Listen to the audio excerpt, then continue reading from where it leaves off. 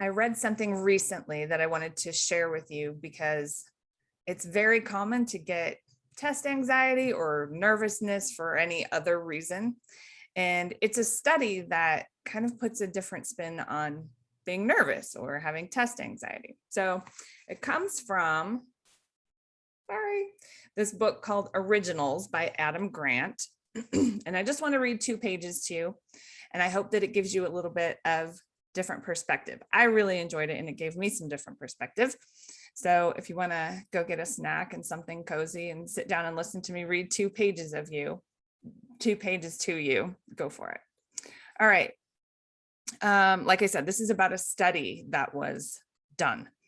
When ordinary people list their fears, one tends to be more common than death, public speaking.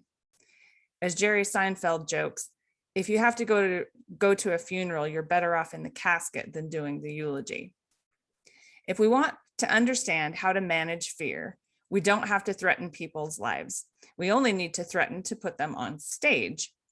Allison Wood Brooks, a professor at Harvard Business School, asked college students to deliver a persuasive speech on why they would make good collaborators at work. A critical experimenter sat in the audience and all the speeches were videotaped. A committee of peers would be enlisted later to evaluate each speaker's persuasiveness and confidence. With only 2 minutes to prepare, many of the students were visibly shaking. If you were in this situation, how would you manage your fear? When Brooks asked 300 working Americans to offer advice on this matter, the most popular recommendation was try to relax and calm down. This is the most obvious suggestion, favored by more than 90% of professionals, yet it isn't the best one. Before the college students gave their speeches, Brooks asked them, so here's where the research, I guess, comes in.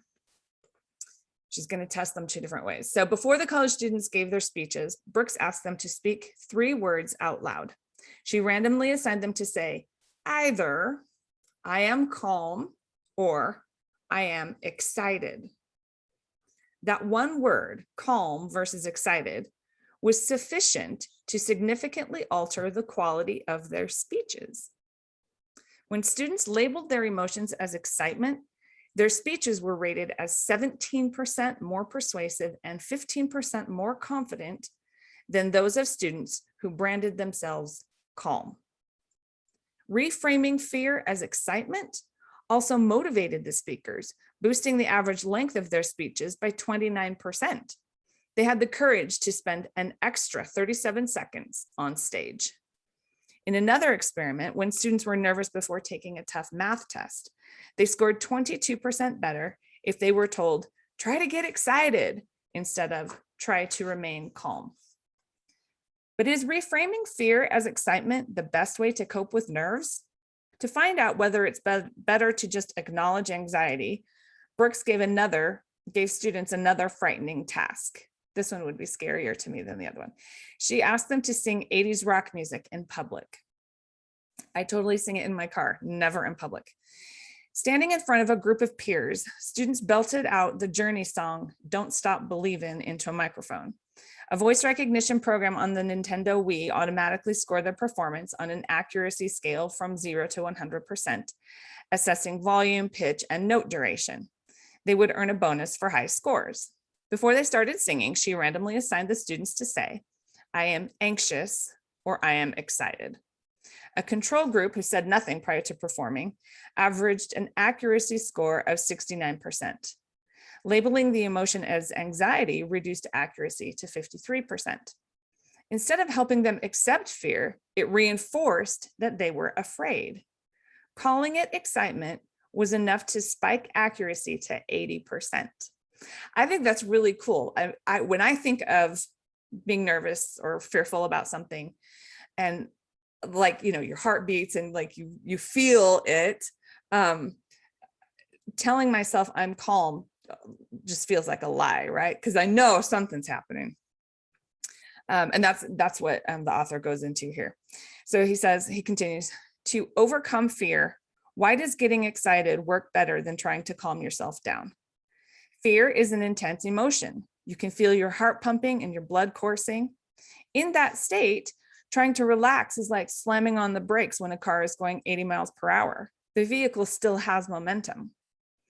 Rather than trying to suppress a strong emotion, it's easier to convert it into a different emotion, one that's equally intense, but propels us to step on the gas.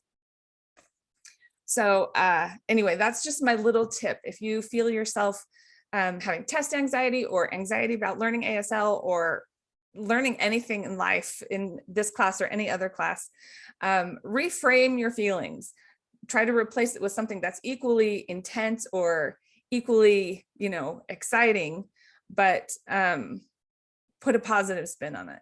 Like for me, if I feel anxious about something and then I say, I'm excited, let's see how this turns out. Let's see what happens here. Let's see how we do. It gives me more courage, right? Like if I can look at it as a positive thing, like, okay, this is very exciting, then I tend to do better. And that's what this researcher found too. So hopefully hopefully that will help you in your experience in school and life, dealing with fear and nervousness and anxiety.